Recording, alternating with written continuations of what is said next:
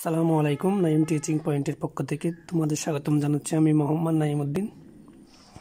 আজকের এই ভিডিওতে নবম-দশম শ্রেণীর শিক্ষার্থীদের গণিত বইয়ের অধ্যায় 4.1-এর 1 নং সরল করা অঙ্কগুলো সমাধান করে দেখাবো। গত পর্বগুলোতে আমি 4 নম্বর পর্যন্ত অঙ্ক সমাধান করে দেখিয়েছি। আজকে 5 নম্বর অঙ্কটি সমাধান করে দেখাবো। তাই তোমরা যারা নবম-দশম শ্রেণীতে পড়ো তারা এই ভিডিওটি খুব মনোযোগ দিয়ে দেখবে, কেননা এই অঙ্কগুলো খুবই গুরুত্বপূর্ণ। এই অধ্যায় থেকে তোমাদের পরীক্ষায় অঙ্ক আসে। যারা নবম শ্রেণীতে পড়ো তাদেরও আসে, এসএসসি পরীক্ষা দিবে, 10ম শ্রেণীতে পরীক্ষা দিচ্ছ তাদের জন্য খুবই গুরুত্বপূর্ণ, কেননা এই অঙ্কগুলো তোমাদের পরীক্ষায় আসে। আর কথা না বলে অঙ্কগুলো শুরু করি। 5 নম্বর প্রশ্নটি বলছে a square b to the power -1 divided by a to the power -1 b whole square. এটাকে সরল করে দেখাতে হবে।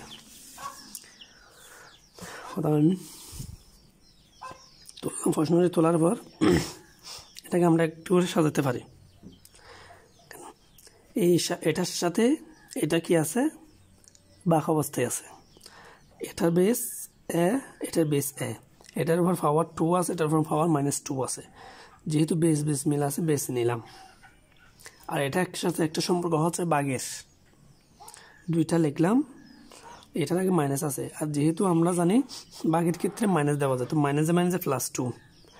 এই ঠিক একই কাজটা এই বি এর ক্ষেত্রে করতে হবে। বি এর উপর মাইনাস পাওয়ার আছে -1, আর বি এর উপর কিছু নেই, অত হচ্ছে এটার উপর আমরা 1 ধরতে পারি, মানে একটা বি। এটা সম্পর্ক হচ্ছে বাগের, সেজন্য বি -1 আছে, এটা হচ্ছে প্লাস মাইনাসে -6 দিলাম। স্কোয়ার আছে দিলাম, পাওয়ার আছে স্কোয়ার দিয়ে দিলাম। এর উপরে দিক 2 আর 2 যোগ করে 4, এর উপর পাওয়ার হবে 4 ইন্টু -1 বি এর উপর -1 আর -1 যোগ করলে হয় -2।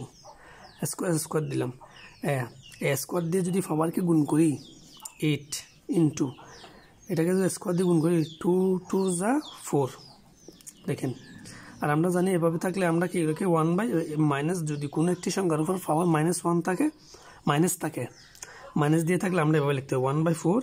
এরপর এটা 1-এর সাথে টু দি পাওয়ার 8টা গুণ হয়ে বসে যাবে, বসে গেলে নিচে বি টু দি পাওয়ার 4 আছে, 4 দিলাম। এটা হচ্ছে আনসার। আশা করি তোমরা অঙ্কটি বুঝতে পেরেছো। অঙ্কটি খুব সোজা, তোমরা একটু মনোযোগ দিয়ে দেখলে অঙ্কটি অবশ্যই পারবে। আর তোমাদের যদি কোনো ধরনের প্রশ্ন থাকে অবশ্যই আমাকে কমেন্ট বক্সে কমেন্ট করে জানাতে পারো। যদি আমার ভিডিওটি ভালো লাগে অবশ্যই একটি লাইক দিবেন। আর তোমরা যদি আমার চ্যানেল নতুন হয়ে থাকে অবশ্যই চ্যানেলটি সাবস্ক্রাইব করবে। ধন্যবাদ।